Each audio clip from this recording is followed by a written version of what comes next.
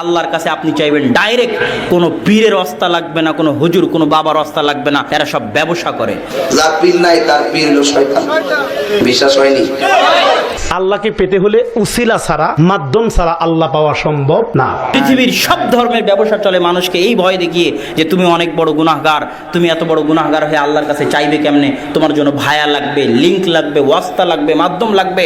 ইসলামের সাফ কথা, আপনি আল্লাহর বান্দার, আল্লাহ আপনার সৃষ্টিকর্তা, আপনার সাথে আল্লাহর যোগাযোগ ডাইরেক্ট।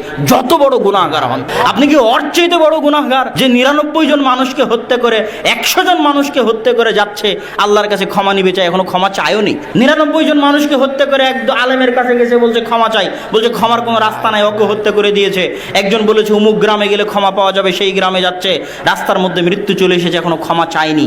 আল্লাহর কাছে ক্ষমা চায়নি এমন একটা বান্দা যে মাত্র ইচ্ছা পোষণ করেছিল ক্ষমা চাইবে, তাকে ক্ষমা করার জন্য আল্লাহ জমিনকে বললেন, জমিন এই দিকে হয়ে যাও, ওই দিকে হয়ে যাও। ফেরেশতাদের বললেন, যেই জমিনের দিকে, যেই গ্রামের দিকে যাচ্ছিল ওটা যদি কাছে হয় তাহলে তাকে ক্ষমা করে দাও। আল্লাহর কাছে যে ক্ষমা চায়নি তাকে ক্ষমা করার জন্য আল্লাহ কৌশল অবলম্বন করলেন। ক্ষমার ইচ্ছা পোষণ করেছিল মাত্র।